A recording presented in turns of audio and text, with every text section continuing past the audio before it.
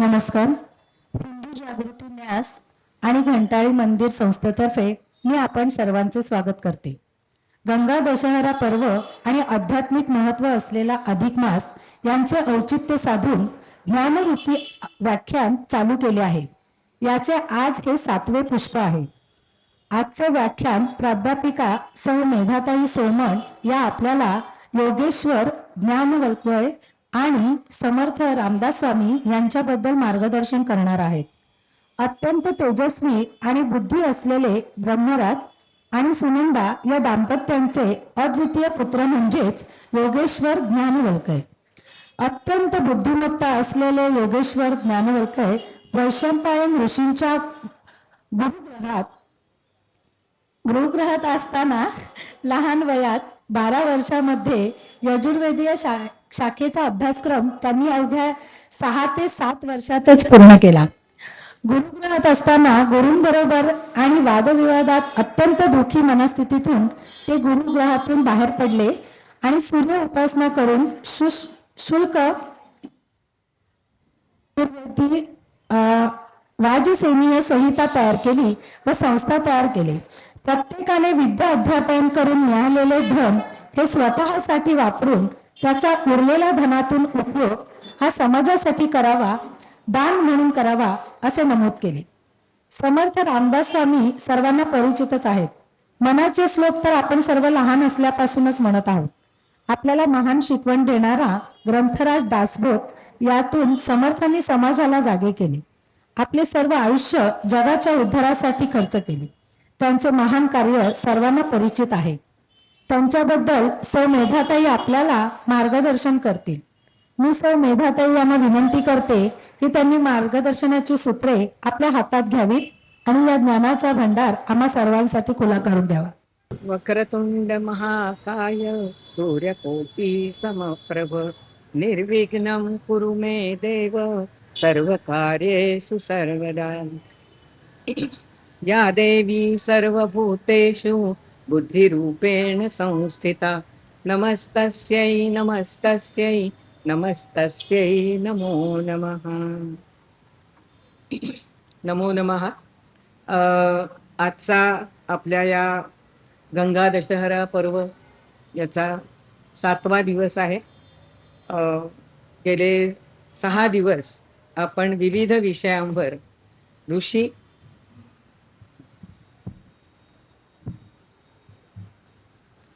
प्राचीन ऋषी आणि संत या दोन्ही विषयांवरनं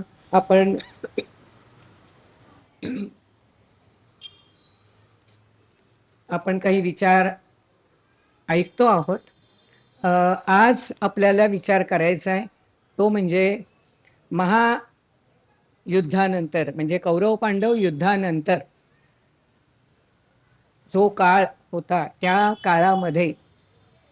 काळामध्ये जे याज्ञवल्क्य ऋषी ज्यांनी काम केलेलं आहे, राखेतून भारत निर्माण केलेला आहे, त्या याज्ञवल्क्यांच्या जीवनाचा थोडक्यात विचार आणि त्यानंतर 400 वर्षापूर्वी समर्थ रामदास स्वामीने जो काही बाह्य आक्रमणानंतर झालेला जो भारत, अगदी खिळखिळा झालेला भारत, त्यामध्ये त्यांनी काय काम केलं त्याचाही विचार आपण नंतर करणार आहोत.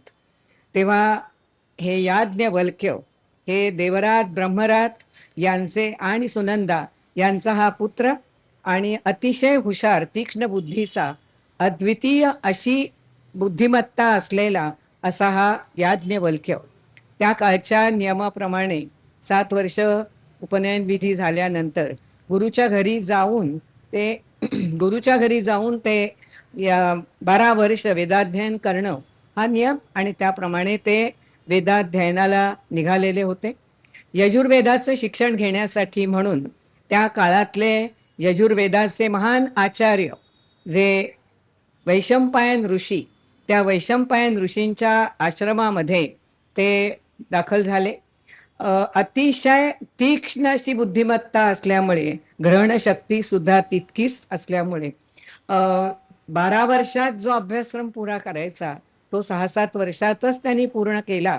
आणि त्यानंतर काही दुसरं शिक्षण घेण्यासाठी म्हणून ते वैशंपायन ऋषींच्या आश्रमातून यानंतर मंत्रशास्त्र आणि अध्यात्मशास्त्र याचा अभ्यास करण्यासाठी उद्दालक अरुणींच्या आश्रमामध्ये दाखल झाले. त्या ठिकाणी सुद्धा त्यांनी इतक्या चांगल्या रीतीने अभ्यास केला की तेही शिक्षण लवकर पूर्ण करून ते त्यानंतर शाकल्य ऋषी, जे ऋग्वेदाचे आचार्य अतिशय प्रसिद्ध असे, त्या शाकल्य ऋषींच्या आश्रमात दाखल झाले. एक यजुर्वेद शाखेचा मुलगा शिक्षण पूर्ण करून आता ऋग्वेदाचा अभ्यास करायला येतोय, हीच बातमी सगळ्यांना इतकी आनंददायक आणि कौतुक वाटणारी अशी होती. आणि त्यामुळे शाकल्य ऋषींना इतका आनंद झाला की अरे वा, यजुर्वेदाचं शिक्षण घेणारा हा मुलगा आपल्याकडे येतोय. आणि त्यामुळे अतिशय आनंदाने त्यांनी त्याला प्रवेश दिलेला होता. यानंतर त्या ठिकाणी त्याचं अध्ययनही चांगल्या रीतीने चाललेलं होतं.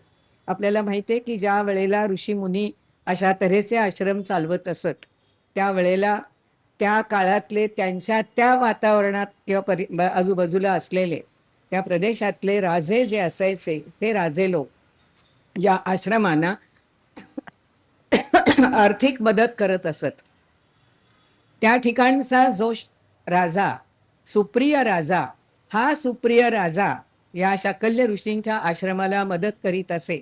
आणि त्यामुळे साहजिकपणे राजवाड्यात रोजचं यज्ञ आणि मंत्रघोष झाल्यानंतरचं तीर्थ हे या राजवाड्यात नेऊन देण्याचं काम विद्यार्थ्यांना करावं लागायचं. एकेकाची पाळी असायची तशी एक दिवस त्यांना याज्ञवल्क्याला गुरूंनी सांगितलं की आज तू जायचं आणि राजवाड्यात जाऊन तीर्थ देऊन यायचं. आणि मग त्याप्रमाणे याज्ञवल्क्य तीर्थ देण्यासाठी गेला. आत प्रवेश असायचा विद्यार्थ्यांना की ज्यांना म्हणजे तीर्थ घेऊनच येणारे आहेत, त्यामुळे कोणी विद्यार्थी आला तरी आतपर्यंत अगदी प्रवेश त्यांना असायचा. आणि त्यामुळे आतपर्यंत तो गेला. आणि गेल्यानंतर एकदम त्याच्या म्हणजे अतिशयच रागीट, त्यामुळे डोक्यात तिडीक गेली. त्या वेळेला हा सुप्रिय राजा एका स्त्रीच्या बहुपाशात होता. त्याचं लक्षही नव्हतं. त्यांनी विचारलं, तीर्थ कुठे टाकू? टाक त्या खांबावर, असं त्यांनी इतक्या बेफिकीरपणे सांगितल्यानंतर तिथेच त्या खांबावर तीर्थ टाकलं. आणि त्यानंतर तो रागारागानेच आश्रमात आला. आल्यावर अस्वस्थ होता आणि त्यांनी काही ती गोष्ट गुरूंना सांगितली नाही. थोडा वेळ इकडे तिकडे झाल्यावर गुरूंनी परत सांगितलं की या आश्रमातून राजवाड्यातून निरोप आलेला आहे की उद्या पण जो विद्यार्थी आज आला होता त्याला उद्या परत पाठवा तीर्थ घेऊन. आणि त्यामुळे तो म्हणाला, मी तीर्थ घेऊन राजवाड्यात जाणार नाही. तर म्हणाले, नाही आपल्याला जायला पाहिजे. मग शेवटी त्यांनी सांगितलं गुरुजींना की आचार्य, हे असं असं घडलेलं आहे आणि हे मला काही योग्य वाटत नाहीये. तेव्हा त्यांनी त्याची समजूत काढली की अरे, ते राजे लोक आहेत, ते कसेही वागले ना तरी चालेल, आपल्याला ते आर्थिक मदत करतायत ना, त्यामुळे आपण काही बोलायचं नाही, तू निमूटपणे जा आणि ते तीर्थ घेऊन ये. तो म्हणायचा, इतकं का लाचार व्हायचं, तुम्ही बंद करा ना, त्यांची आर्थिक मदत नाही तर बंद करा, नका घेऊ त्यांची मदत अशा माणसांची. तर म्हणे, मग आश्रम चालेल कसा? त्यांना त्याचं म्हणणं पटत होतं, पण इकडे तर राजाची आज्ञा पाळायला हवी होती. आणि याज्ञवल्क सुद्धा असा काही कात्रीत सापडला होता की तिकडे तर तीर्थ घेऊन जायचं नाही, गुरूंची तर आज्ञा मोडायची नाही. तेव्हा त्यांनी सांगितलं की मग मी असं करतो, आजच मी रात्री आश्रम सोडतो, म्हणजे प्रश्नच मिटला आणि दुसऱ्या कोणाला तरी तुम्ही तीर्थ घेऊन जायला सांगा. त्याप्रमाणे शाकल्य ऋषींचा आश्रम सोडला त्यांनी आणि तो निघाला. प्रश्न होता, आता जायचं कुठे? प्रश्न फार मोठा त्याच्या मनामध्ये की शिक्षण पूर्ण झालं होतं किंवा नाही अशीच अवस्था होती, थोडंसं राहिलेलं, पण तरीही निघाला. स्वाभिमान केवढा असतो पहा मुलांना. आणि त्यानंतर मग विचार केला वाटेतच. आणि मग त्या काळातले योगशास्त्राचे गुरु हिरण्यनाभ, या हिरण्यनाभांकडे जायचं ठरवलं आणि त्यांच्या आश्रमात तो दाखल झाला. योगशास्त्राचं शिक्षण घेतलं. सगळ्यांनाच त्या काळामध्ये याज्ञवल्क्य लहान असतानापासूनच त्याची प्रसिद्धी, बुद्धिमान विद्यार्थी, ग्रहणशक्ती अत्यंत तीक्ष्ण असलेला असा विद्यार्थी म्हणून त्याची प्रसिद्धी झालेलीच होती.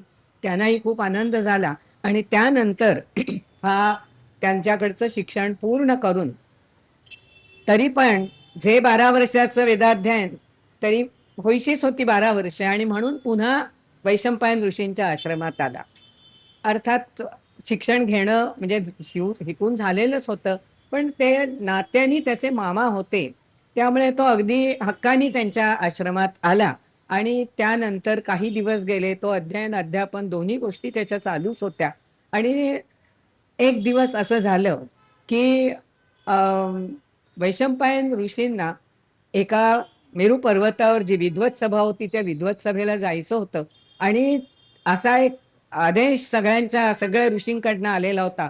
ही सभा कोणीही बुडवायची नाही, सगळ्यांनी आलं पाहिजे. जो येणार नाही, त्याला ब्रह्महत्येचं पातक भोगावं लागेल. त्यामुळे भराभर पहाटे उठून ते जायला निघालेले होते. कारण नाहीतर नाही गेलो तर ब्रह्महत्येचं पातक भोगावं लागेल आणि म्हणून जायला निघालेले होते. पहाटेच्या वेळेला जायला निघणार, तोच त्यांच्या हातनं आणखी एक फार वाईट दुर्घटना नकळतपणे घडली.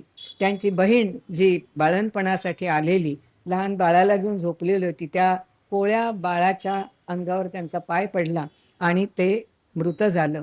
पुन्हा दुसरं पातक घडलं आतून. जाऊ शकलेच नाहीत आणि त्यामुळे एक पातक म्हणजे गेले नाहीत म्हणून दुसरं पातक अतिशय लहान अशा अर्भकाचा आपल्या हातून मृत्यू झालेला आहे. हे सगळ्या झाल्यानंतर आता हे दुहेरी ब्रह्महत्येचं पातक भोगायचं म्हणजे 2 वर्षाच्या काळासाठी जावं लागेल आणि त्यामुळे त्यांनी जाणं हे योग्य नव्हतं, कारण हजारो विद्यार्थी त्यांच्याकडे येत होते आणि इतके यजुर्वेदाचे महान आचार्य आणि इतक्या तऱ्हेने विद्वत सभा जिंकणारे यांनी जाणं योग्य नाही. त्यामुळे याज्ञवल्क्य त्यांना म्हणाला, तुम्ही एवढा वेळ वाया दवडणं बरोबर नाहीये, मी जाईन. आणि मग असं ठरलं होतं, ते सांगायचे 4-5 जणांनी जा विद्यार्थ्यांनी, म्हणजे लवकर ते पातकाचं जे काही प्रायश्चित्त घ्यायचं ते घेता येईल. तो म्हणाला, कशाला बाकीचे पाहिजेत, मीच जातो ना एकटा. आणि मग ते, नाही तुला काय वाटलं, तू कोण समजतो स्वतःला, अस्वस्थ झालेले असणारच आणि त्यामुळे अद्वा बोलले आणि त्याला सहन झालं नाही याज्ञवल्क्याला. याज्ञवल्क्य त्यांना काहीतरी बोलला, दोघांचं कडाक्याचं भांडण झालं आणि त्यावेळेला वैशंपायन ऋषींनी सांगितलं, अरे तू स्वतःला कोण समजतोयस, मी तुला शिकवलं, ते सगळं शिकवलेलं मला परत दे. आता शिकवलेलं मला सगळं परत दे म्हटल्यानंतर तो परत म्हणाला, ठीक आहे, मला तुम्ही जी विद्या दिलेली मी सगळी वमन करतो. वमन करणं म्हणजे माहिती आहे, म्हणजे उलटी करून टाकतो. मी सगळी ती विद्या वमन करीन, याच्या पुढे तुम्ही दिलेल्या विद्येचा मी जराही उपयोग करणार नाही. आता असं म्हटल्यानंतर तो खूप रागावलेला होता. अरे जा, तुला काय समजतंय वगैरे अशा तऱ्हेने त्या दोघांची एकमेकांशी म्हणजे वादावादी झाली आणि अतिशय निराश अवस्थेमध्ये खचलेला असा तो तिथून निघाला. कुठे जायचं काहीच कळत नव्हतं. अतिशय निराश, अतिशय उद्विग्न झालेला, खचलेला, भरकटलेला आणि असा तो जंगलात काही काळ कुठेतरी राहिला आणि असा राहत होता. काय करावं तेच त्याला कळत नव्हतं. असेच दिवस गेले आणि मग त्यानंतर त्याला विचार डोक्यात आला, की अरे आपण काय करायचं. तर आता नदीच्या काठी गेला आणि नदीच्या काठी गेल्यानंतर त्याच्या मनामध्ये सूर्य उगवताना बघितला आणि मग सूर्य उगवताना बघितल्यानंतर म्हणाला, अरे हा तर रोज उगवतो, रोज व्यवस्थितपणे त्याचं काम चाललंय, योग्य वेळेला उगवतो, योग्य वेळेला मावळतो. आपल्या कर्मामध्ये कुठेही त्यांनी दिरंगाई केलेली नाही. मग आता असा हा सूर्य आणि त्यांचं घराणंच, याज्ञवल्क्यांचं घराणं सूर्योपासना, तेजाची उपासना असते आणि त्यामुळे इदम विवसते योगम प्रोक्तवान अहमव्ययम आणि मग विवस्वान मनवे प्राह मनु इक्ष्वा कवे ब्रवी, असं जे भगवद्गीतेमध्ये म्हटलेलं आहे की हा योग जो आहे, भगवंतांनी सांगितले की हा योग मी विवस्वानाला सांगितला, सूर्याला सांगितला, सूर्याने तो मनुला सांगितला, मनुनी इक्ष्वाकू राजांना सांगितलेला आहे. आणि त्यामुळे इक्ष्वाकूंच्याकडे गेल्यानंतर मग तो सगळ्या लोकांना तो नंतर कळलेला आहे. तेव्हा असा हा योग, जर का हा सूर्य, हा कर्मयोग जर आपल्याला सांगतोय त्याच्या कर्मातून, मग आपण का असं निराश व्हायचं.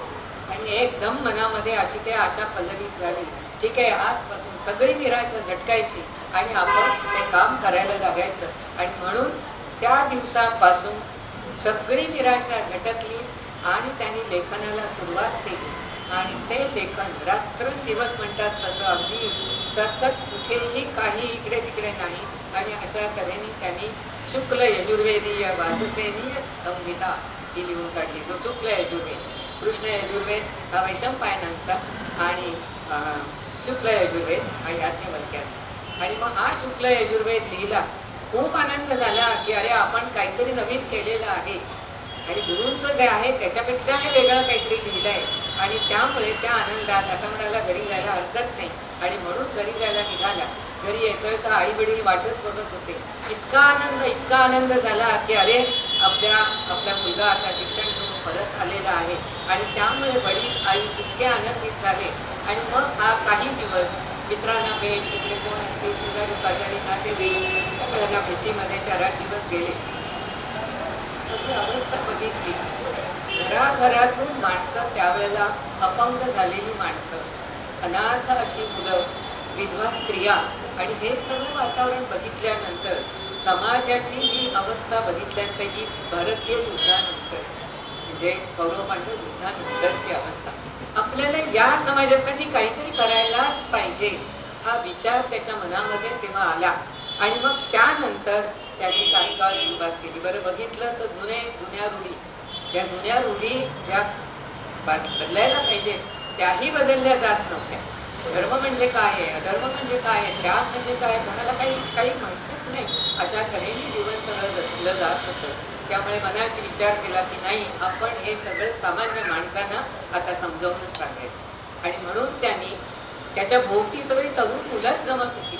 त्यामुळे त्याच्या मनात आलं की चला या तरुणांचीच संघटना आपण आता तयार करूया. आणि त्यामुळे पुरुषमेध नावाची एक तेजस्वी तरुणांची संघटना त्यांनी स्थापन केली. सगळी तरुण मुलं त्यावेळची ती सगळी त्याच्या भोवती जमायची. आणि मग हा संस्कृती म्हणजे काय, भारतीय संस्कृती म्हणजे काय आहे, धर्म म्हणजे काय, अधर्म म्हणजे काय, यज्ञाचं व्यापक स्वरूप काय आहे, आणि या तऱ्हेने त्यांनी संपूर्ण रूढी काय आहेत आणि ज्या कालबाह्य झालेल्या रूढी कशा बदलायला पाहिजे आहेत ते सगळं तो सांगत होता. तरुणांना पटत होता. त्यामुळे तरुणांच्यात तो लोकप्रिय होत होता. आणि अशा रीतीने मग त्याचं हे काम चालू होतं आणि लोकप्रियता वाढत होती. जसे मत होते तसे पालक होते की अरे तुम्ही आता सुरुवात करा ना शिकवायला.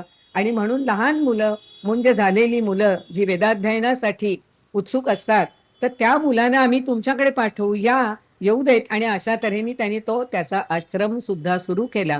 आणि मग त्या आश्रमामध्ये वेदाध्ययनासाठी विद्यार्थी पण यायला लागले.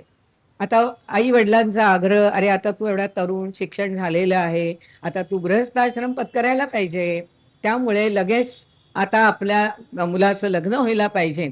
म्हणून आई वडिलांनी आग्रह धरला. आणि मग आई वडिलांनीच पाहिलेली मुलगी कात्यायनी नावाची एक तरुण, सुस्वरूप आणि सुविद्य अशी हुशार अशी मुलगी. आणि मग त्या मुलीशी त्याचं लग्न झालं. आणि लग्न झाल्यानंतर संसार सुरू झाला. कात्यायनी अतिशय हुशार असल्यामुळे संपूर्ण सगळा आश्रमाचा कारभार ती बघत होती. आणि मग आश्रमाचा कारभार ती बघायला लागल्या. वापस त्याला जो वेळ मिळायचा तो सगळा वेळ त्यांनी सामाजिक कार्यामध्ये तेवढ्याला सुरुवात केली. आणि मग असेच ते सतत मित्र गप्पा मारायचे. आताच्या मुलांच्या गप्पा वेगळ्या असतात, त्या काळात त्यांचा अर्थात विषय वेगळे, त्यामुळे त्यांच्या सगळ्या धर्मावर, तत्वज्ञानावर, अशा रूढींच्यावर अशा गप्पा चालायच्या. एक दिवस रस्त्यातून असेच ते मित्र गप्पा मारीत चाललेले होते. आणि त्याच रस्त्याने जनक राजांचा रथ चाललेला होता. त्या रथातून जात असताना जनक राजांनी काही शब्द या मुलांचे चर्चेचे शब्द ऐकले. त्याने गंमत वाटली. रथातून खाली उतरले आणि मग त्या मुला आणि ते असे झाडाखाली बसले, थोडेसे गप्पा मारल्या. त्यांना कौतुक वाटलं की इतके तरुण मुलं आणि हा एवढा लहान मुलगा आणि इतक्या सगळ्या धर्माच्या आणि तत्वज्ञानाच्या गोष्टी बोलतोय. त्यामुळे त्या वेळेला रजा घेतली त्याच्या, म्हणाले आपण भेटत जाऊया. आणि त्याप्रमाणे त्यानंतर जनक राजे आणि याज्ञवल्क्य यांच्या मधून भेटी व्हायच्या. आणि ह्या तत्वज्ञान, धर्म, रूढी याच्यावर चर्चा पण होत असते. त्यानंतर या जनक राजाने त्यांच्या वडिलांनी म्हणजे अश्वमेध यज्ञ करायचं ठरवलं. आता या अश्वमेध यज्ञाला जे कोणी लागतात ते त्यांनी याज्ञवल्क्य हे यजुर्वेदाचे महान आचार्य, त्यानंतर पहिलं हे ऋग्वेदाचे आचार्य, त्यानंतर जैमिनी सामवेदाचे आचार्य आणि सुमंतू हे अथर्ववेदाचे आचार्य, अशा 4 जणांना त्यांनी या यज्ञाचे पौरोहित्य दिले आणि तो यज्ञ त्यानंतर सुरू झाला. यज्ञ सुरू झाला त्यावेळेला त्यांनी यज्ञाच्या अगोदर म्हणजे सगळ्या विद्वत जनांना त्यावेळेला प्रेक्षक म्हणून श्रोते म्हणून बोलावलेलं होतं. तसं याच्याची ओळख झालेली म्हणून याज्ञवल्क्याला सुद्धा त्यांनी बोलावलेलं होतं. याज्ञवल्क्य ते सगळं बघण्यासाठी गेला. यज्ञ सुरू झाला आणि बराच वेळ झाला यज्ञाचं फळच दिसेल. असं काय होतंय म्हणून ग्रंथ बघायला लागले, संदर्भ ग्रंथ बघायला लागले. एवढे महान आचार्य, 4 मोठे आचार्य, व्यासांचे सगळे हे शिष्य, आणि त्यांना बघतायत तरी त्यांना ते कळे नाही. आणि म्हणून जनकराजे म्हणाले आपण याज्ञवल्क्याला विचारूया का. तेव्हा वैशंपायन म्हणाले हा बोलवा ना त्याबरोबर आला पुढे तो. भांडणं झाल्यानंतर पहिल्यांदा ती भेट होती, तरीही त्या भांडणं सगळं विसरला. आधी याज्ञवल्क्य गुरु म्हणून त्यांना नमस्कार केला, त्यानंतर जनकराजांना नमस्कार केला आणि यज्ञ करण्यासाठी तो बसल्यानंतर काही काळातच यज्ञाचं फळ दिसायला लागलं. त्याबरोबर सगळ्या विद्वत जनांनी याज्ञवल्क्याच्या नावाचा जय जयकार करायला सुरुवात केली आणि मग यज्ञ सफल झाला. यज्ञ सफल झाल्यानंतर सगळेजण त्याची स्तुती करायला लागले. वैशंपायन ऋषींना मात्र मनातून फार ते कोसळलेले होते, राग आलेला होता. अरे हा कालचा मुलगा आणि हे करतोय आणि मला तो असं राग सांगतोय असं त्यांना ते वाटायला लागलं आणि त्यामुळे तो राग त्यांचा पुढे वाढतच गेलेला नाही. तर अशा रीतीने हा यज्ञ झाला आणि नंतर परत एकदा त्यांची भेट जी झाली ती जनमेजय राजांशी झाली. त्या काळात हस्तिनापुराच्या या गादीवर जनमेजय राजा हा राज्य करीत होता. हा जनमेजय म्हणजे अर्जुनाचा मुलगा अभिमन्यू, अभिमन्यूचा मुलगा परीक्षित आणि परीक्षिताचा मुलगा म्हणजे जनमेजय. तर हा जनमेजय त्यावेळेला हस्तिनापुराच्या गादीवर होता आणि त्यावेळेला नाग लोकांचं बंड बऱ्याच काळपर्यंत नाग लोक भारतातल्या लोकांना त्रास देतच होते. तर ते बंड चाललं होतं आणि त्याच्यात परीक्षित राजाची हत्या नागबंडखोरांनी केलेली होती. तो त्याच्या मनामध्ये एवढा राग होता की माझ्या वडिलांना मारलं काय आता मी बघतो असं म्हणून जनमेजय राजांनी सुद्धा सत्र सुरू केलं आणि त्या युद्धामध्ये अनेक नाग लोकांना त्यांनी मारलं. असं ते युद्ध चालू होतं, अंतर्गत युद्ध हे सगळं. आणि त्यामुळे आता हे युद्ध थांबायला पाहिजे म्हणून या याज्ञवल्क्य जनमेजय यांचा परिचय झालेला होता. त्यामुळे याज्ञवल्क्य म्हणाला की हे असं अंतर्गत युद्ध करत राहणं बरोबर नाही. आपण नाग लोकांची काही बोलाचाली करूया.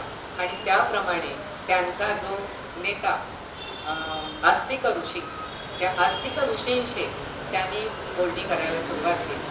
याज्ञवल्क्य आणि आस्तिक या दोघांचं सामोपचाराने बोलणी झाली आणि मग जनमेजय राजाजवळ त्यांनी सगळं कबूल केलं आणि नाग लोकांचं बंड थांबलं आणि नाग लोकांची युद्धही जनमेजय राजाने थांबवलं. या नाग लोकांच्या बाबतीत माहिती आहे की कृष्णाला सुद्धा कालिया हा जो नागांचा नेता हा यमुनेच्या डोहामध्ये आपल्या अनुयायांना घेऊन आलेला होता आणि त्या ठिकाणी राहायला लागल्यानंतर यमुनेचं पाणी सगळं वापरायचे. त्यामुळे आपोआपच त्या ठिकाणी सगळे विधी आणि सगळं चालू असल्यामुळे रोगराई पसरायला लागली. मग ही रोगराई कोकणात का आहे असं म्हटल्यानंतर शोध घ्यायला लागले तर हा नागनेता आपल्या अनुयायांना घेऊन त्या यमुनेच्या काठावर तिथे राहतोय कळल्यावर कृष्णाने त्याला तिथून जायला सांगितलं. आधी नाही करताना शेवटी तो जायला निघाला पण त्याचं पुनर्वसन कृष्णाने केलं. त्यामुळे तिथे त्यांचं भांडण थांबलं. पण त्यानंतर खांडववन ज्यावेळेला इंद्रप्रस्थ ज्यावेळेला ते काय सगळं बांधत होते त्यावेळेला मात्र खांडववनाच्या मधून जायला नाग लोकांनी नाही म्हटल्यानंतर अतिशय हट्ट सामदाम दंड भेद ही नीतीच आहे कृष्णाची. त्याप्रमाणे कृष्ण आणि अर्जुनाने खांडवन जाळलं. तेव्हा कुठे ते सगळं सोडून तिथून निघून.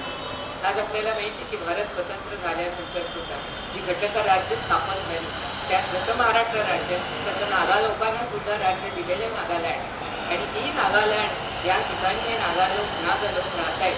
आणि आज तर आपल्याला माहिती की मोदी सरकारने सर्व प्रकारच्या सुविधा दिल्या. इथे त्यांना रस्ते पाणी वीज हे तर सगळं दिलेलंच आहे व्यवस्थितपणे. परंतु मोठी कॉलेजेस विविध प्रकारची वेगवेगळ्या ब्रांचेसची अशी कॉलेजेस, युनिव्हर्सिटीज आणि मोठी मोठी अद्ययावत हॉस्पिटल्स सुद्धा नागालँडमध्ये त्यांनी सगळी बांधलेली आहेत. इतकं नाग लोकांसाठी आज करीत असून सुद्धा नाग लोक भारतीय संस्कृतीचा आपण एक भाग आहोत असं अजूनही मानत नाही. ते भारतीय संस्कृतीशी अजूनही मिसळलेले नाही आहेत. तेव्हा अशा तऱ्हेने नाग लोकांशी असलेलं बंड त्या काळामध्ये हे थांबवलं. हे केवळ याज्ञवल्क्य यांनी सामोपचाराने ते मिटवलं. आणि मग अभीर आणि दस्यू या लोकांशी जे जनमेजयाचं युद्ध चाललं होतं त्यामध्ये सुद्धा त्यांनी त्या लोकांना पराभूत केलं. आणि मग जनमेजय राजाला वाटायला लागलं की आपण पण मग आता एवढं जर सगळं युद्ध जिंकलेली आहेत तर आपण पण एक अश्वमेध यज्ञ करूया. आणि मग अश्वमेध यज्ञ त्यांनीही करायचं सांगून टाकलं. आता या अश्वमेध यज्ञाला पुरोहित पाहिजे आणि त्यामुळे खरं म्हणजे राजपुरोहित म्हणून पहिल्यापासून वैशंपायन ऋषी हे या घराण्याचे राजपुरोहित होते. परंतु जनमेजय राजांनी मात्र सांगितलं की हा यज्ञ जो चालवतील ते त्यासाठी याज्ञवल्क्य हे पुरोहित असतील, अध्वर्यू असतील.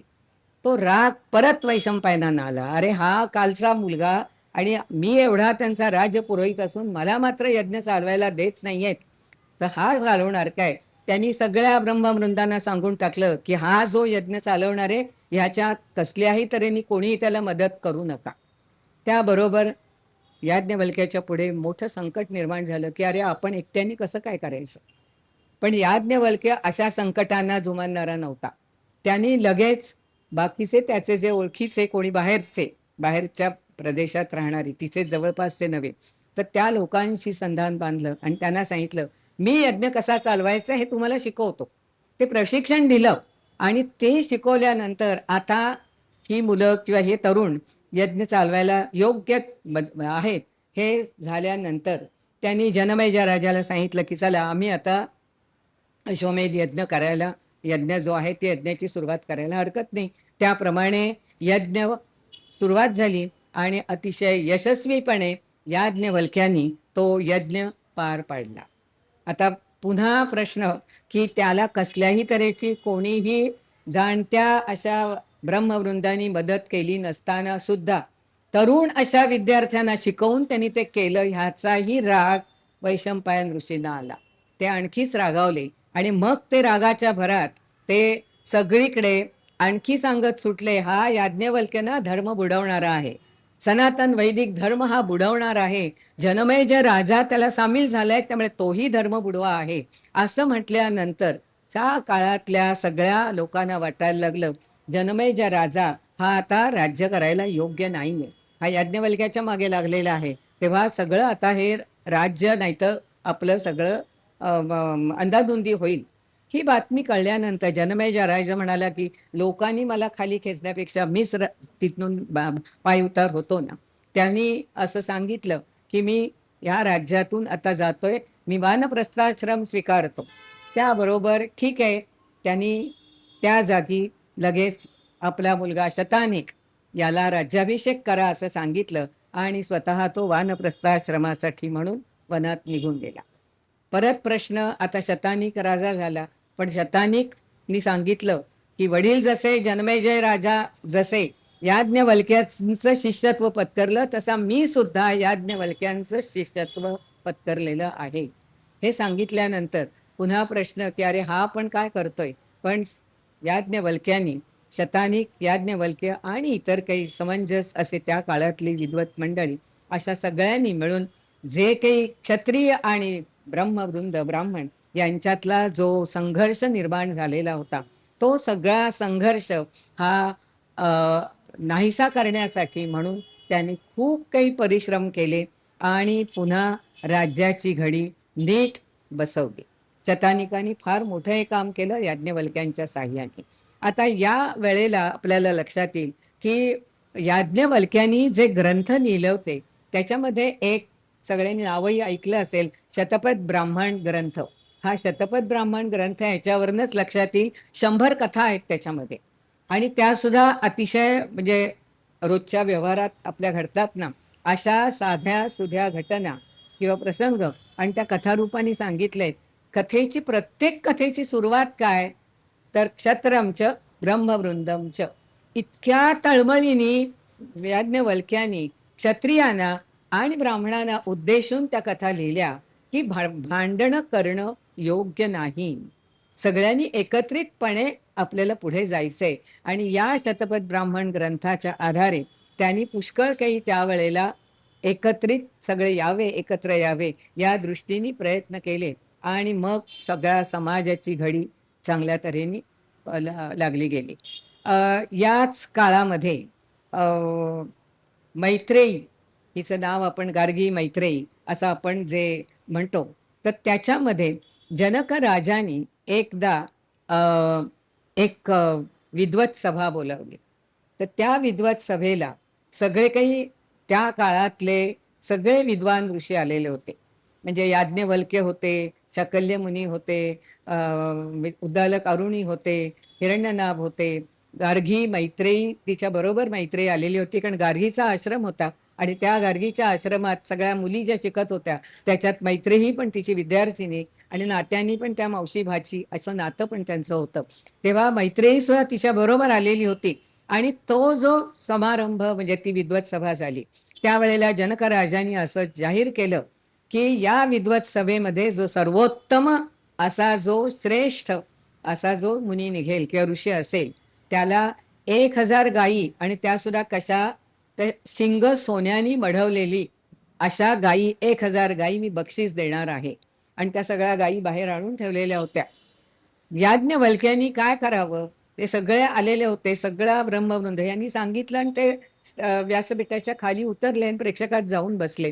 कोणीही जाग्यावरनं हल्लं नाही, कोणी काही बोले नाही, सगळं शांत. याज्ञवल्क्यांनी मुलांना आपल्या शिष्यांना बोलवलं, अरे इकडे या.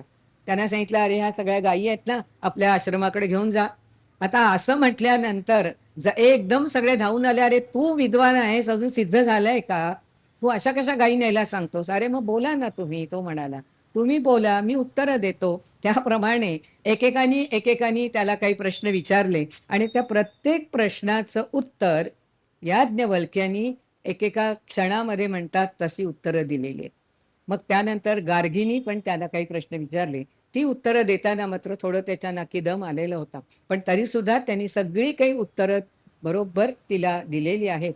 आणि हे सगळं झालं त्यानंतर कोणी प्रश्न विचारायला कोणी नाहीच, उरलंच नाही काही.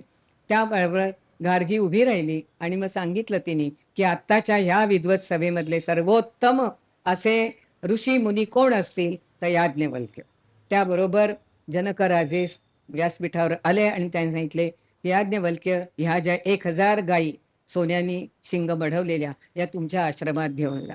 त्यांनी त्यांना नमस्कार केला आणि सांगितलं की माझा आश्रम वाढता आहे आणि या वाढत्या आश्रमाला आर्थिक काही मला मदत हवीच होती, आपण ती या रूपाने दिली, फार मला चांगलं सोयीचं होणार आहे. सगळ्यांना वंदन केलं आणि तो त्यानंतर घरी आला. ते सगळं मैत्रेयी पाहत होती. गार्गी बरोबर गेलेली, ती त्यावेळेला विद्यार्थिनी म्हणूनच तिच्या बरोबर अशी गेलेली होती, पण याज्ञवल्क्याचं हे सगळं तेज हे ती बघत होती. त्यात आणखी ही मैत्रेयी म्हणजे जनक राजाचे अमात्य मित्र, त्या मित्रांची ही मुलगी.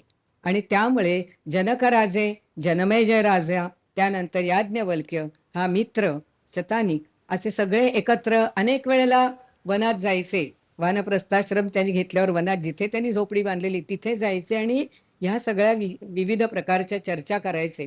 त्यामुळे मित्राशी सुद्धा याज्ञवल्क्यांची चांगली मैत्री झालेली होती.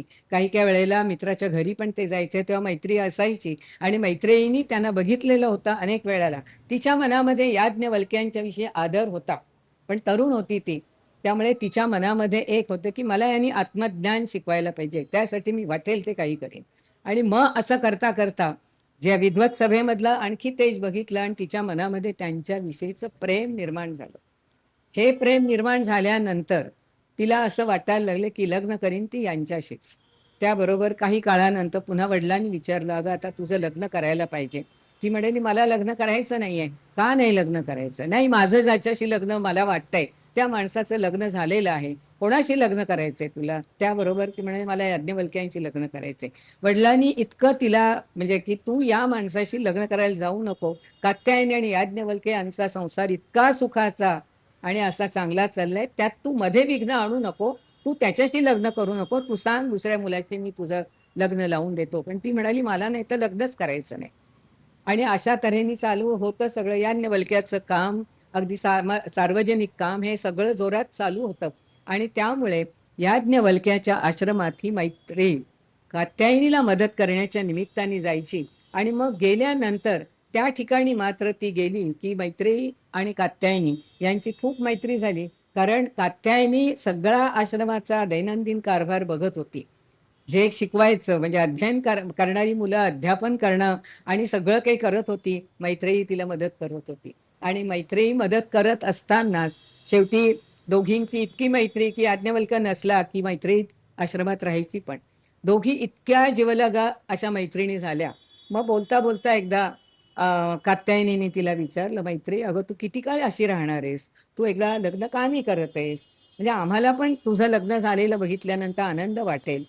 तेव्हा ती काही उत्तर दिलं नाही तिने. पुन्हा पुन्हा ती विचारायला लागली. 1 दिवस, 2 दिवस, 4 दिवस. प्रत्येक वेळेला बसल्या गप्पा मारायला, की तिला विचारायची, "मैत्री अगं लग्न कधी करणार?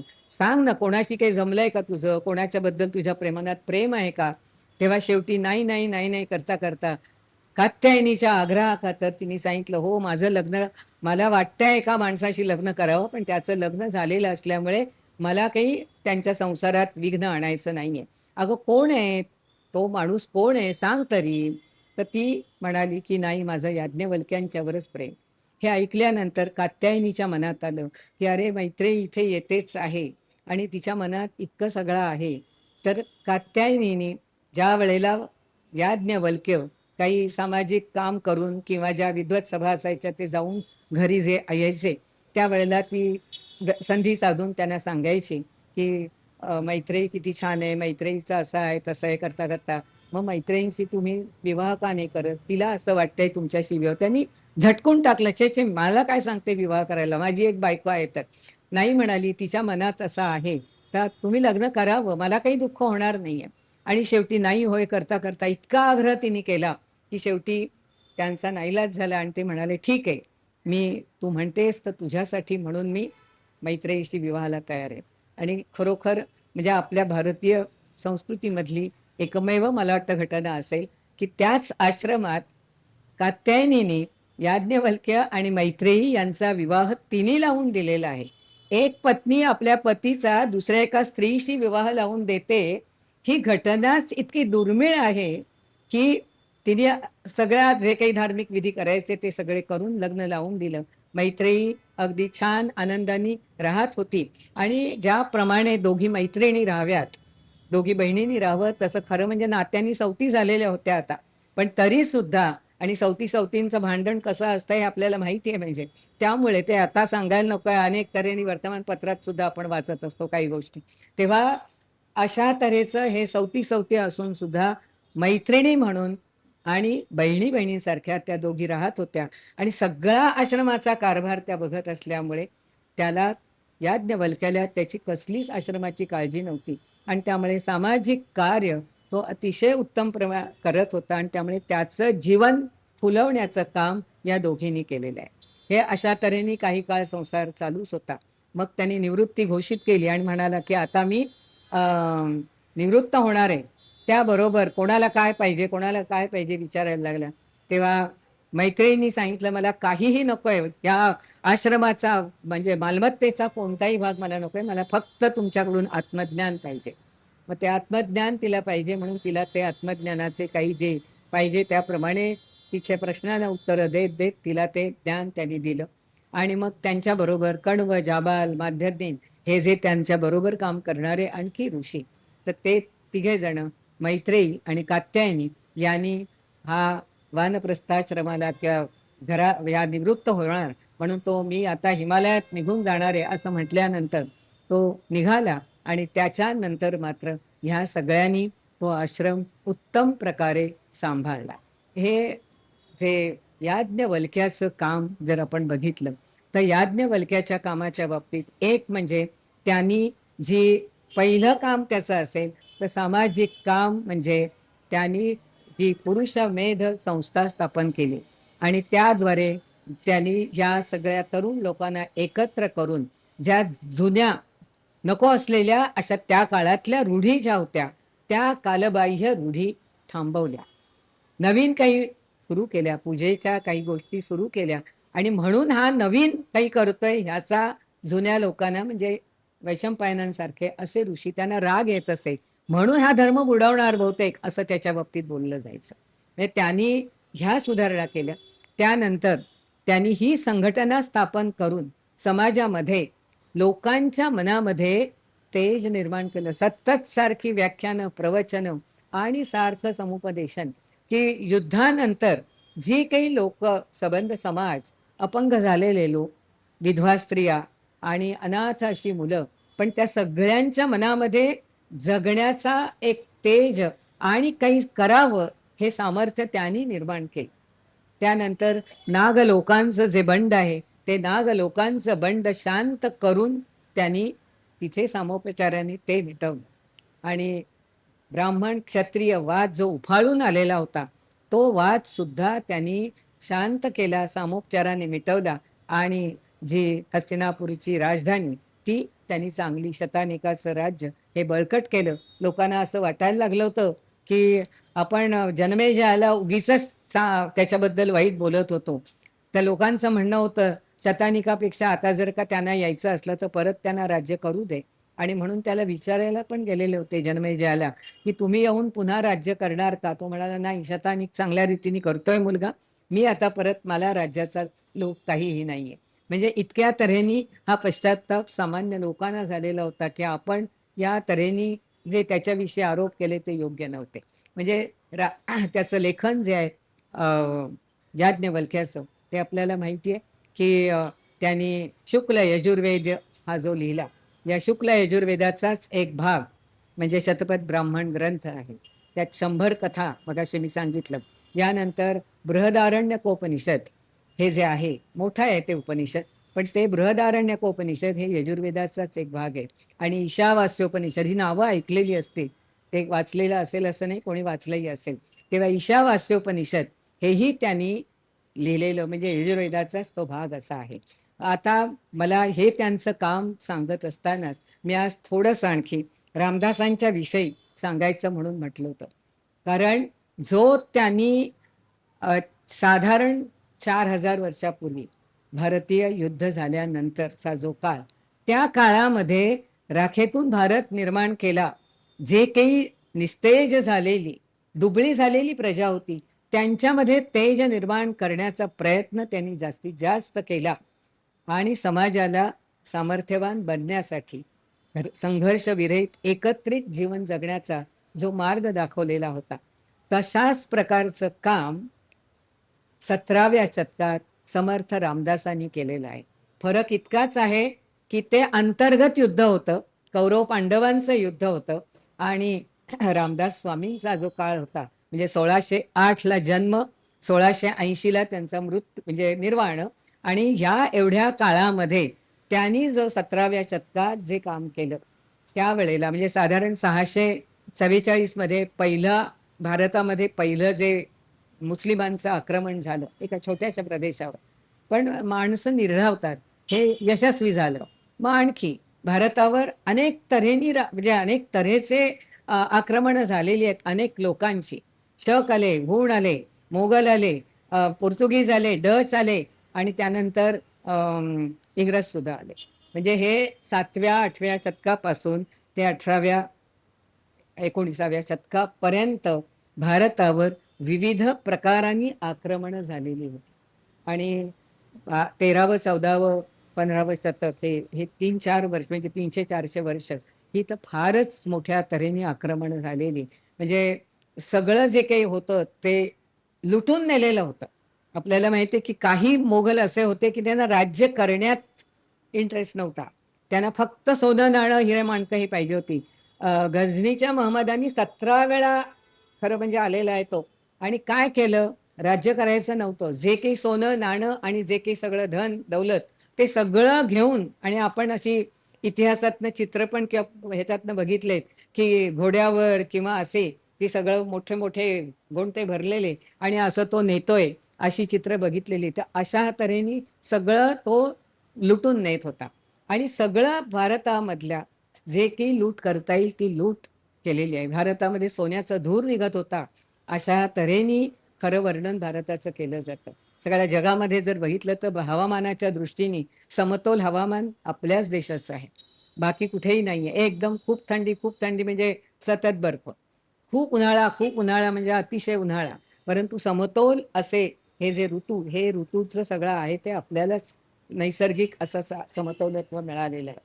आणि जी उच्च संस्कृती, की जे विचार ऋषीमुनींनी इतक्या वर्ष आपल्याला दिलेले आहेत, ते इतकं मौलिक असे विचार दिलेले आहेत. ते मौलिक विचार, ती संस्कृती नष्ट करण्याची खरी इच्छा आणि त्यामुळे त्या हेतूनी आणि फारच चांगलं म्हणजे कुऱ्हाड चरायला मिळालं, की जसे गुरं पुढे-पुढे जातात, तसा अंधाधुंदी आणि सगळी भांडणं. कोणी एकत्र नाही. जातीभेद इतके तीव्र आणि त्यामुळे परकीयांना बरोबर तेच त्यांना सापडलं आणि अनंत अशी आक्रमणं आपल्यावर झालेली आहेत. 1296 मध्ये अल्लाउद्दीन खिल्जीचं आक्रमण झाल्यानंतर 13व्या शतकापासून तर जवळजवळ 17व्या शतकापर्यंत इतकी काही आक्रमणं की भारत सगळा खिळखिळा झालेला. जे मगाशी मी वर्णन केलं की तेच पुन्हा वर्णन रामदास स्वामींच्या काळातलं, की सगळी निस्तेज प्रजा दुबळी भयग्रस्त झालेले, की कधी कोण येईल आणि काहीतरी घरातनं लुटून नेतील सांगता येत नव्हतं. आणि त्यामुळे उद्विग्नतेने त्यांनी उद्गार काढले होते, नुसता देशाची उरला फक्त जमीन तिसर नापीक जमीन. म्हणजे दुष्काळ पडत होता, त्या दुष्काळात काही पिकं पण येत नव्हती. जे काही हाती येईल ते सुद्धा लुटून नेलं जात होतं आणि अशा रीतीने बायकांना स्त्रियांना पळवून नेलं जात होतं. पाणी आणायला गेलेली मुलगी पुन्हा ते पाणी घेऊन घरी येईल की नाही ही शाश्वती नव्हती. म्हणून उंबरठ्याच्या बाहेर सुद्धा तिला येऊ दिलं जात नव्हतं, कारण घरात एक मुलगी वावरते हे बाहेर कळता कामा नये, कारण केव्हा हल्ला होईल आणि मुलीला पळवून नेलं जाईल हे सांगता येत नव्हतं. असं वातावरण आणि अशा वातावरणामध्ये तरुणांची संघटना ही समर्थ रामदास स्वामींनी तयार केलेली होती. जय जय रघुवीर समर्थ हे जे त्यांचा जयघोष जसा याज्ञवल्क्यानी वीर्यम वै कर्म हा त्यांचा जयघोष.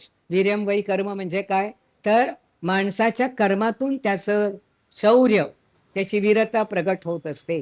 आपण जे काम करत असतो त्या कामातून आपल्याला काय किती क्षमता आहे ते त्यातनं कळत असतं. त्यामुळे जो याज्ञवल्क्यांनी जी घोषणा दिलेली होती तरुणांना वीर्यम वै कर्म, तशी यांची घोषणा काय, जय जय रघुवीर समर्थ. आणि त्यामुळे त्या जय जय रघुवीर समर्थ हा शब्द घोषणा ऐकली कीच अशी म्हणजे सळसळ निर्माण होत असे, अजूनही होते. तर त्या काळामध्ये त्यांनी भिक्षा मागणं आणि त्या भिक्षा मागत असताना कुठेही दाराशी कोणाच्या उभे राहिलेले नाही. सरळ रस्त्याने चालत जायचं पहाटेच्या वेळेला. ज्याला वाटेल तो ते आणून देत असे, पण त्यावेळेला लक्ष असायचं घरात कोण तरुण मुलं आहेत आणि बरोबर त्या तरुण मुलांना सांगितलं जायचं आणि तसे कार्यकर्ते घेतले जायचे. उद्धव कल्याण वगैरे जे समर्थांचे शिष्य ते अशा तऱ्हेने त्यांना मिळालेले होते.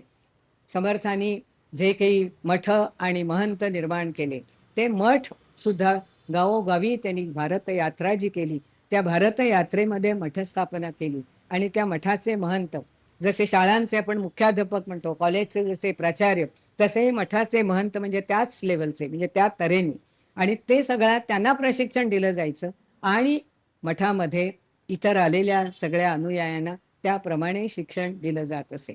आणि वेगवेगळ्या गावाला त्यांनी जी मंदिरं स्थापन केली आणि मंदिरं स्थापन केली, हनुमान मंदिर, राम मंदिर, देवीची मंदिरं अशी विविध प्रकार विविध गावामधून त्यांनी मंदिरं स्थापन केली. हेतू एकच होता, नुसतं देवाचं पूजा नाही. कुठच्याही देवळामध्ये नुसती पूजा नाही तर ते सांस्कृतिक केंद्र बनलं पाहिजे. आज आपण बघतो घंटाळी मंदिर सुद्धा एक सांस्कृतिक केंद्र बनलेलं आहे. नुसती पूजा अर्चा नाही होते, विविध प्रकारांनी प्रबोधन करण्याचं काम विविध तऱ्हेने प्रवचन, कीर्तन, भाषण अशा तऱ्हेने इथे होत आहे. हाच सगळा जो आहे तो समर्थांनी त्या काळात केलेला आहे. राम मंदिरं असायची, हनुमान मंदिरं असायची. ह्या मंदिरातून नुसती पूजा अर्चा आणि समर्थांना 4-4, 5-5 तास पूजा केलेली आवडतच नव्हती. कर्मकांडाला त्यांच्या की काही महत्त्व नव्हतं. पूजा करा, ती पाहिजेच. भक्ती हे अधिष्ठान पाहिजेच आहे. परमेश्वराचं अधिष्ठान आपल्यामध्ये पाहिजेच आहे. पण ती किती काळ करायची? त्याला सुद्धा मर्यादा. बाकी वेळ काय करायचं? तर आपण लोकांच्यामध्ये जागृती निर्माण केली पाहिजे. आणि परकीय आक्रमण झाल्यानंतर त्याला सामना करणं हे तितकं सामर्थ्य आपल्यामध्ये आलं पाहिजे, हे ते प्रत्येक वेळेला सांगत होते. आणि म्हणून त्यांनी श्रीराम हे एक दैवत, कारण दुष्टांचं पारिपत्य करणारा कोणीतरी आणि क्षात्र देश निर्माण व्हायला पाहिजे, म्हणून श्रीराम हे एक दैवत. हनुमान बलोपासना किंवा सामर्थ्य, शारीरिक सामर्थ्य यायला पाहिजे. निस्तेज असे लोक होते, सगळे जे होते ते घाबरलेले. आणि जर का कुठे प्रतिकार करायला गेलं तर कुसली मिळणार आणि मग हातपाय तोडले की हा माणूस बसला परत घरात. आणि त्यामुळे भयग्रस्त अवस्थेतले, आणि म्हणून त्यांच्यामध्ये ताकद पाहिजे यासाठी बलोपासना, आणि म्हणून हनुमान हे, आणि दैवी अधिष्ठान, आदिशक्तीचं अधिष्ठान पाहिजे म्हणून भवानी माता. ही 3 दैवत, आणि याच्या आधारे त्यांनी लोकांना खूप काही मार्गदर्शन ते करत होते. लेखन केलं ते सुद्धा दासबोधाचं लेखन. जसं याज्ञवल्क्यांनी शुक्ल यजुर्वेदाचं लेखन केलं, तसं यांनी दासबोधाचं लेखन केलं. मनाच्या श्लोकाच्या बाबतीत तर मला नेहमीच साम्य वाटतं की यजुर्वेदामध्ये एक आपल्याला माहिती असेल, तन्मे मना शिवसंकल्पमस्तु. 6 किंवा 7 ऋचा फक्त आहेत, आणि त्या 6-7 ऋचांमधून मन कसं लडबडलेलं आहे विविध जे काय म्हणायचं दुर्गुणांनी. आणि म्हणून प्रत्येक ऋचेचा शेवटचा चरण तन्मे मना शिवसंकल्पम असतो. म्हणजे त्या माझ्या मना तू शिव म्हणजे पवित्र, शुद्ध, मंगल अशाचा संकल्प कर, निर्धार कर, निश्चय कर. म्हणजे माझं मन कसं पाहिजे तर शुद्ध पाहिजे, पवित्र पाहिजे. काम वासना आणि ज्या काही मत्सर मोह यांनी लडबडलेलं जे मन आहे ते सगळं दूर होऊन मन पवित्र पाहिजे. कशासाठी? तर जेव्हा मन पवित्र असतं, जेव्हा मन शुद्ध असतं, तेव्हा एकाग्रपणे आपण काम करू शकतो. आणि एकाग्रपणे केलेलं कामच आपल्याला आपल्या ध्येयापर्यंत नेतं आणि ते यशस्वी करू शकतो. म्हणून जसं यांनी सांगितलं की तन्मय मना शिवसंकल्पम असतो, तसं समर्थांनी पण सांगितलेलं होतं की मना पाप संकल्प सोडून द्यावा, मना सत्य संकल्प जीवी धरावा. म्हणजे ह्या 6-7 ऋचा पण समर्थांनी आपल्यासाठी जवळजवळ 145 श्लोक मनाला बोध देणारे आपल्यासाठी लिहिलेले आहेत. का तर मन एकाग्र व्हावं, मनामधले सगळे जे काही वाईट दुर्गुण आहेत ते काढून टाकावे. आपण गंगा दशहरा साजरा करतोय हे जो उत्सव, तेव्हा आपण पहिल्याच दिवशी बघितले की हे दशहरा 10 निदान कमीत कमी 10 दोष तरी आपल्यातले काढून टाकायला पाहिजे. याज्ञवल्क्यांनी यजुर्वेदामध्ये आणखी एक त्यांनी सांगितलेला होता श्लोक ईशावास्योपनिषदात, की ईशावास्यम इदम सर्वम यत्किंच जगत्या जगत तेन त्यक्तेन भुंजीथाः मा गृधा कस्यचित धनम. ईशावास्यम इदम सर्वम म्हणजे हे जग जे आहे ते परमेश्वराने भरलेलं आहे. यत्किंच जगत्या जगत, जे जे काही आहे ते सगळे परमेश्वरमय आहे. त्यामुळे काय करा, त्यक्तेन भुंजीथाः, त्यजती म्हणजे त्याग करणे, आणि भुंजीथाः भुनक्ती म्हणजे उपभोग घेणे. मा गृधा कस्यचित धनम, गृधती म्हणजे हिसकावून घेणे, हिरावून घेणे. कस्यचित धनम मा गृधा, कोणाचंही धन हिसकावून घेऊ नका. आता हिसकावून घेऊ नका म्हणजेच काय, तर कोणाचंही धन हिसकावून घ्यायचं नाही, म्हणजेच कष्टाने धन मिळवायचं. हे याज्ञवल्क्यांनी यजुर्वेदात सांगितलेलं, ईशावास्योपनिषदात म्हणजे. आणि मग त्यक्तेन भुंजीथाः, भुनक्ती म्हणजे उपभोग घेणे, त्यजती म्हणजे त्याग करणे. कुठच्याही प्राचीन ग्रंथात पैसे मिळवू नका असं कुठेही सांगितलेलं नाही, उपभोग घेऊ नका असं कुठेही सांगितलेलं नाही. उपभोग घ्या, कष्ट करून धन मिळवा, उपभोग घ्या, पण कसा, त्यक्तेन त्याग करीत. म्हणजे आपल्या संपत्तीचा उपभोग घेत असताना त्याग करीत म्हणजे आपल्यापेक्षा जे दुबळे आहेत, गरीब आहेत, पीडित आहेत, अशांना मदत करीत आपल्या संपत्तीचा उपभोग घ्या. हे यजुर्वेदामध्ये सांगितलेलं, म्हणजे ईशावास्योपनिषदात सांगितलेलं. आणि समर्थांनी सुद्धा सांगितलं ना, की अम, हे काय आपला श्लोक विसरले मी. जोडून या धन उत्तम विचारे, उदास विचारे वेच करी. की जे धन मिळवायचे उत्तम व्यवहार आहे. व्यवहार कसा पाहिजे? उत्तम. म्हणजे जो देतो, काम करणाऱ्या माणसाला जो पैसा देतो तो योग्य असाच मोबदला दिला पाहिजे. आणि घेणारा जो आहे त्या घेणाऱ्याने सुद्धा समाधानकारक रीतीनेच तो घेतला पाहिजे. हा उत्तम व्यवहार धनाच्या बाबतीत झाला पाहिजे. तो समर्थांनी सांगितला. जोडून या धन उत्तम व्यवहारे, उदास विचारे वेच करी. आणि मग धन मिळवलंय उत्तम अशा तऱ्हेने, चांगल्या तऱ्हेने धन मिळवलंय, आणि मग खर्च करताना घे की उधळपट्टी असं नाही. उदास विचारे, योग्य तऱ्हेने विचार करून त्याचा खर्च करा, असा विचार समर्थांनी सांगितला. आणि म्हणून ते पुढे पण म्हणतायत, मेळविती तितुके भक्षिती, कठीण काळे मरोनी जाती. म्हणजे जेवढं मिळवायचं तेवढ्या जर सगळंच जर का आपण उपभोग घेतला तर कठीण काळामध्ये आपल्याजवळ काहीच राहणार नाही. म्हणून काय, प्रपंची सुवर्ण असावे. म्हणजे प्रपंचामध्ये थोडंसं काहीतरी गाठीला सोनं असावं. समर्थांनी सांगितलंय. खरं म्हणजे ते ब्रह्मचारी, त्यांना काही म्हणजे संसार केलेला नाही, पण इतरांचे संसार त्यांनी बघितलेले होते. भारतात संबंध भारत यात्रा त्यांनी जेव्हा केली तेव्हा त्यांच्या लक्षात आलेलं होतं की कठीण काळ आलेला आहे आणि माणसाजवळ काहीच नाही, काय करायचं. आणि म्हणून ते ही प्रपंची असावे सुवर्ण थोडंसं गाठीला ठेवलं. मग आजारपणा आली, कुठे आणखी काही संकट आलं तर ते सोनं उपयोगाला येतं. आणि म्हणून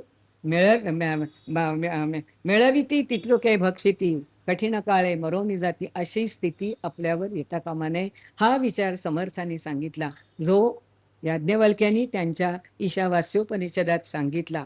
की मिळवावं, कष्ट करून मिळवावं, आणि मिळवलेल्या धनाचा उपभोग घ्यावा, समाजाला काही देत देत करावा, असा विचार याज्ञवल्क्यांच्या बाबतीत विचार करत असताना आणखी एक मला विचार नेहमीच लक्षात येतो की याज्ञवल्क्यांनी त्यांच्या आश्रमाचा कारभार हा कात्यायनी आणि मैत्रेयी या दोघी स्त्रिया सगळा बघत होत्या. आणि ते संपूर्ण सगळे विद्वत सभा आणि सामाजिक कार्यात त्याच्यात ते दंग होते. आणि इतके निर्धास्तपणे जात होते कारण त्या दोघी सगळ्या त्यांच्या मदतीला बाकीचे होतेच नाही. आणि त्यामुळे तो आश्रम इतक्या मोठ्या प्रमाणात विद्यार्थी त्यांच्याकडे येत होते. नाव होतं त्या काळात त्यांचं म्हणून. मग तसंच आपल्याला माहिती आहे, आपण वसिष्ठ मुनींचा विचार पहिल्या दिवशी केला. त्यांची अरुंधती पत्नी, ज्या वेळेला वसिष्ठ मुनी भारतयात्रेला गेले त्यावेळेला 12 वर्षपर्यंत अरुंधतींनी सगळा कारभार या आश्रमाचा बघितलेला होता.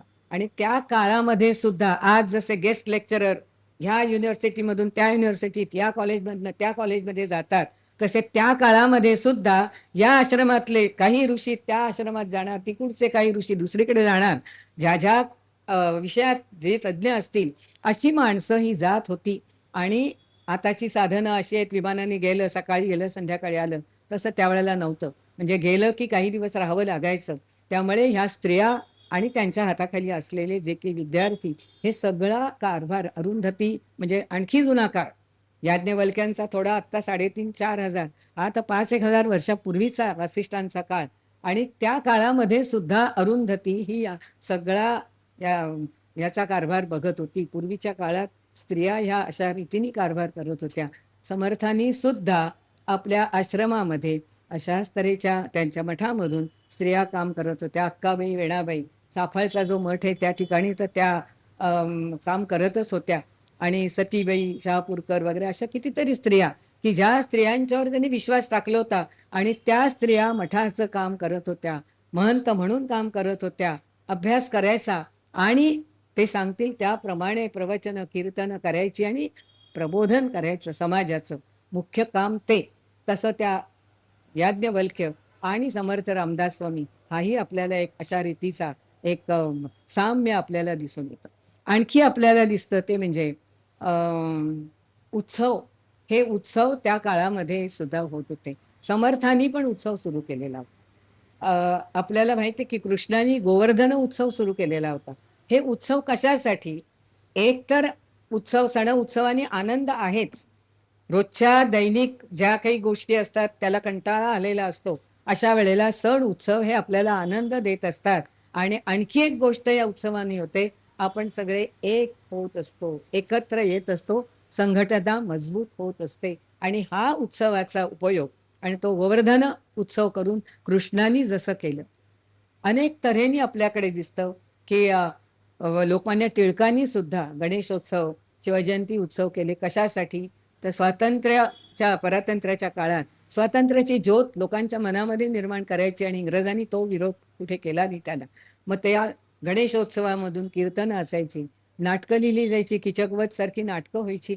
तर या तऱ्हेने जसं आपल्याकडे केलं जातं, समर्थ रामदासांनी सुद्धा साताऱ्याचा मसूर गाव आपल्याला सगळ्यांना माहिती असेल, तर या मसूर गावात जलालुद्दीनचा उरूस आणि तो इतका जोरात साजरा व्हायचा. मग यांनी चौकशी केली, हा जलालुद्दीन कोण आहे, इतका अगदी याच्याप्रमाणे उत्सव साजरा केलोय. तर तो जलालुद्दीन शेवटी हिंदूच होता. मग त्यांच्या मनात आलं, रे जलालुद्दीनचा उरूस जरी इतका जोरात साजरा करतोय, आम्ही का नाही करायचा? पहिला रामजन्मोत्सव साजरा झाला, तो समर्थांनी जन्मोत्सव साजरा केला मसूर गावामध्ये, पहिला जन्मोत्सव. त्यानंतर आता आपण सगळीकडे रामजन्मोत्सव करतो. मग हे उत्सव जे आपण करतो, कृष्ण जन्मोत्सव करतो, रामजन्मोत्सव करतो, दुर्गा मातेचा उत्सव करतो, गंगा दशहरासारखे असे उत्सव करतो. म्हणजे विविध गावामधून विविध असे उत्सव साजरे होत असतात. हे कशासाठी? तर आपण सगळे एक व्हायला पाहिजे म्हणून. बरेच काही भेद आहेत, ते सगळे भेद विसरायला पाहिजेत आणि सगळे एक, आपण एक होतो. आपण भारतीय सुद्धा एक होतो. कधी महापूर आला, कधी भूकंप झाला, कधी वादळी वारे आले, कधी एखादं आक्रमण आपल्यावर झालं, मग ते चायनाचं असेल, पाकिस्तानचं असेल, काही पहिलगाम सारख्या काही ठिकाणी असेल, पण अशी काही आक्रमणं झाली की आपण सगळे एक होतो. तिथे कसला जाती धर्म नाही, पक्षीय भेद नाही, काही नाही. ते झालं की परत आपली आपली भांडणं सूट. ते एक होणं हे फार महत्वाचं आणि त्यामुळे अशा तऱ्हेचे उत्सव हे केले जात असतात आणि तसे उत्सव हे आपल्या इकडे नेहमीच केले गेलेले आहेत. या संपूर्ण सगळ्या ह्याच्यात आपण जर विचार केला तर काही वेळेला जी आक्रमणं झाली आणि ह्या आक्रमणानंतर जे म्हणजे समर्थनात नुसता देशाची उरला म्हणून उद्वेगाने म्हणालेले होते, जमीन फक्त आहे बाकी काहीही नाही. देशाची काय आहे जमीन, आणि त्या जमिनीवर सुद्धा सगळं परत नवीन करावं लागलेलं होतं हे. आणि ते त्यांनी लोकांच्या मध्ये प्रेरणा निर्माण करून केलेलं आहे, एकत्वाची भावना निर्माण केली. आणि अशा रीतीने समर्थांचा काळ हा 400 वर्षापूर्वीचा, याज्ञवल्क्यांचा काळ साधारण 4 ते 4.5 हजार वर्षापूर्वीचा, 4,000 वर्ष म्हणा, 4,000 वर्षापूर्वीचा. परंतु भारताची स्थिती एकच. याज्ञवल्क्यांनी राखेतून भारत निर्माण केला, समर्थांना सुद्धा तेच करावं लागलं. राखेतून भारत निर्माण करण्यासारखं काम समर्थांना करावं लागलं. त्यांच्या आधी सुद्धा अनेक संत होते वारकरी पंथाचे, पण राजकीय बाबतीत ते बाजूला होते. सामाजिक कार्य त्यांनी, धार्मिक अधिष्ठान या सगळ्यांना मिळालं, परंतु समर्थांनी केलेलं काम हे वेगळ्या प्रकारचं होतं. एक आणखी की जनमेजय राजाची गादी बळकट करण्याचं काम जसं जनमेजय राजा आणि शतानी हे जसं याज्ञवल्क्यांनी केलं, तसं शिवरायांना सुद्धा, अगदी प्रत्येक दिवशी शिवरायांना भेटतायत असं नाही, पण शिवरायांचा हिंदवी स्वराज्याचं स्वप्न साकार करण्यासाठी म्हणून समर्थांनी जे काही त्यांचं काम जे केलं, ते सामाजिक काम, सांस्कृतिक, धार्मिक, त्या कामामुळे शिवरायांच्या कामाला बळकटी मिळालेली आहे. आणि अशा तऱ्हेची कामं आपल्याकडे अनेक लोकांनी केली आहे. आर्य चाणक्य आता आपल्याला परवा बघायचंच आहे, त्यांनी पण केलं आणि चंद्रगुप्त मौर्याला गादीवर बसवलं आणि संपूर्ण भारत हा पुन्हा एकसंध होण्यासाठी म्हणून प्रयत्न केले. तर असे हे संत आणि ऋषी यांच्या कामाचा काळ वेगळा, ऋषींचा काळ वेगळा, फार जुना, संतांचा काळ त्या मनाने अलीकडचा, परंतु कामामध्ये एकच की आपसातले मतभेद नाहीसे करणं आणि सगळ्यांनी एकत्रितपणे जीवन जगून देशाची प्रगती करणं. कारण देव, धर्म आणि राष्ट्र याचा विचार प्रत्येक ऋषींनी जसा केला तसा प्रत्येक संतांनी पण केलेला आहे.